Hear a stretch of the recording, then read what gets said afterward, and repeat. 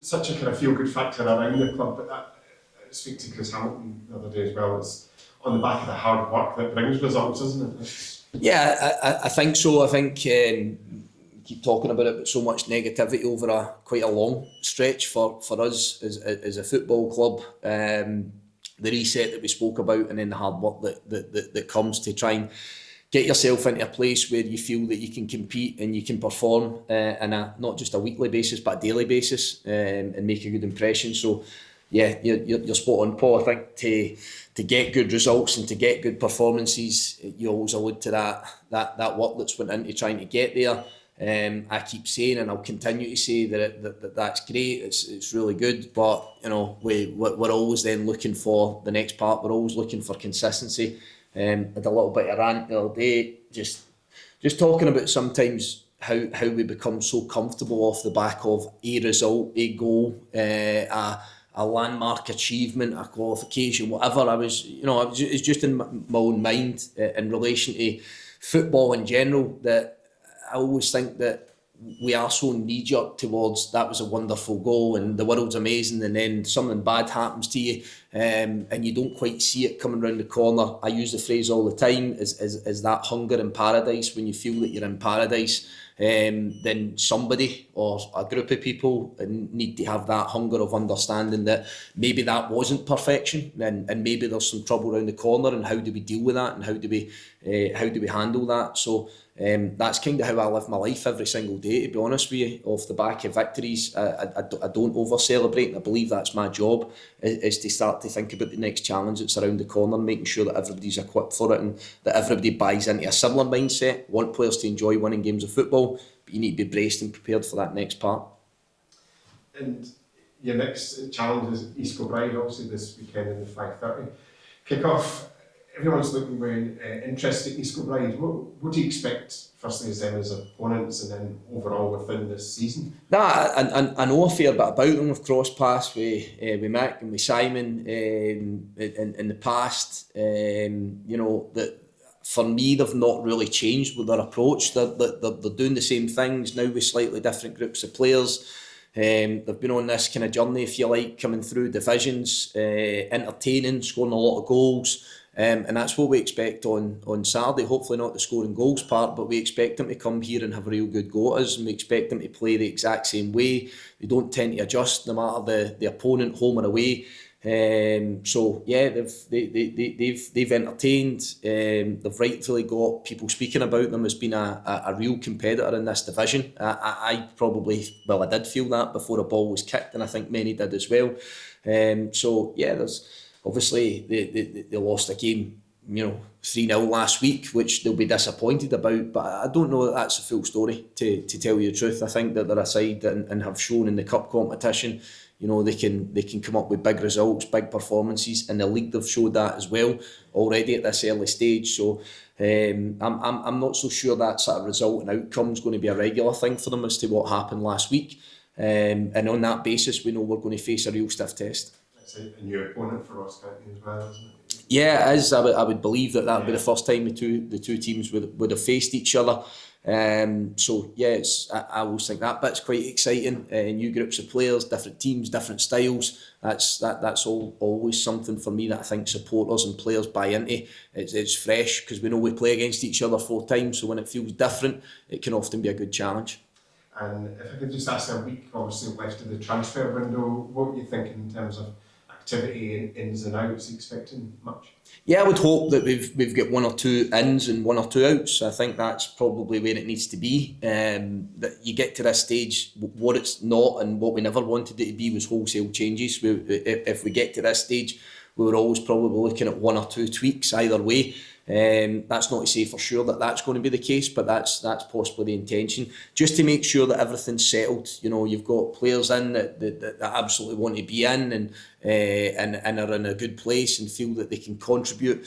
And then if it's something else coming in the way, then you feel it's a little bit different to what you have, and that's the bit that tries to equip you for the duration of a season and not just for a day or a week.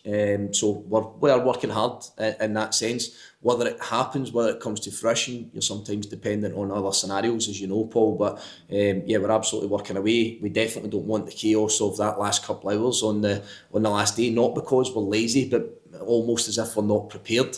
I'm really happy and comfortable with the squad that we've got.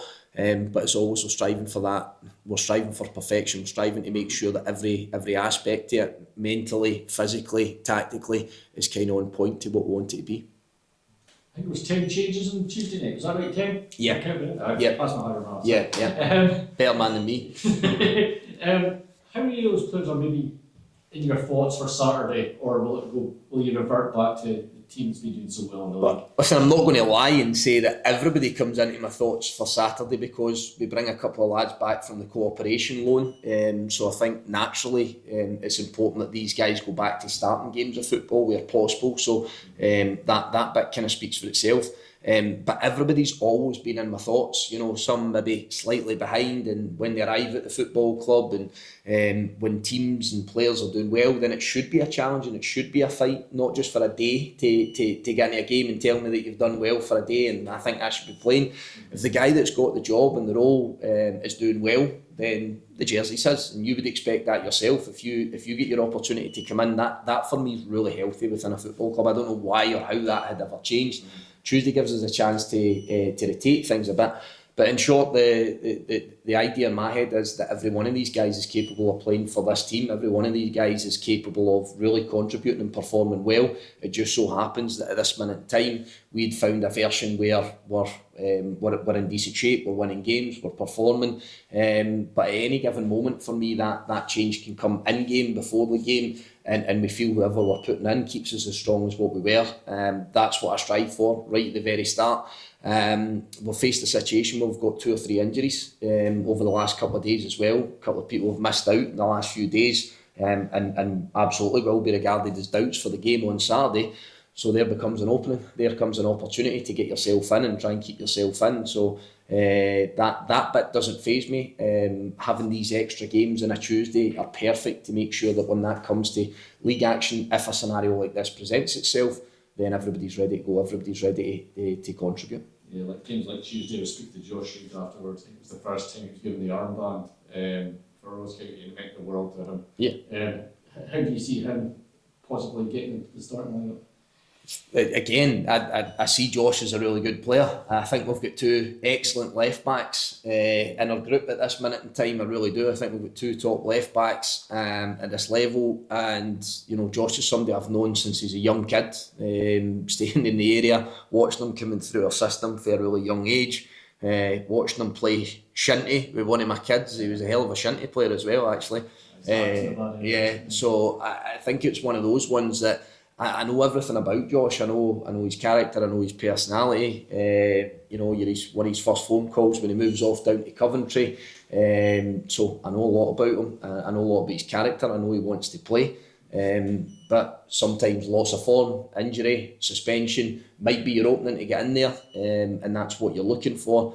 Quite clearly, Lewis Strapp's been doing well, but equal to that, you watch Josh Reid again on Tuesday, and he performs really well. And you know, the decision to give him a captain's armband's not a difficult one. He knows this club inside out. He's vocal. I think he's I think he is a leader in slightly different ways from other ones. So I'm glad that was a good milestone for him.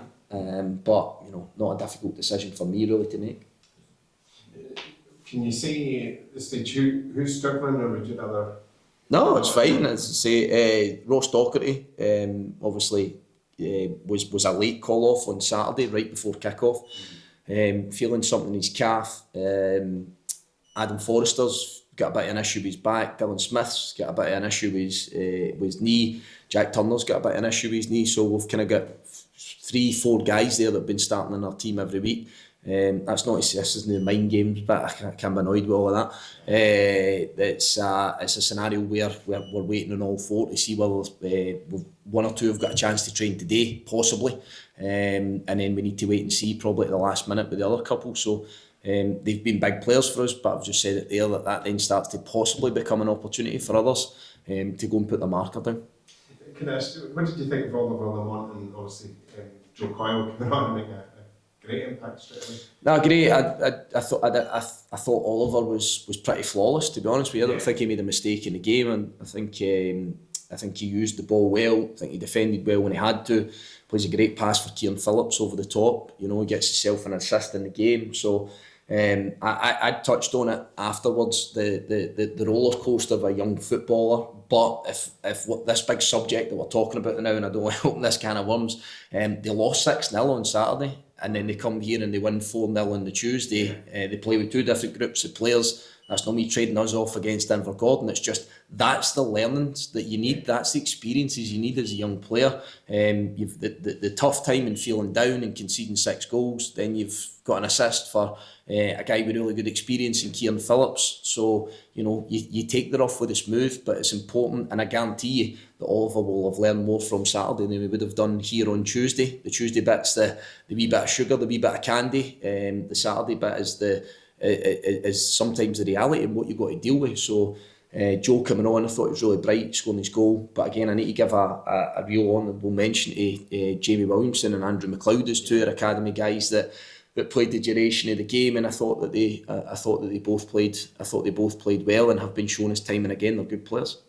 The chance these lads are getting in regarded to now have a Highland League club right to your doorstep, you can send players. How good is that for their development? It's great. It's great. Sometimes people want to look at it and say, I want this specific club and I want this scenario and I want to be challenging here and I want to be doing this and I want to be doing that.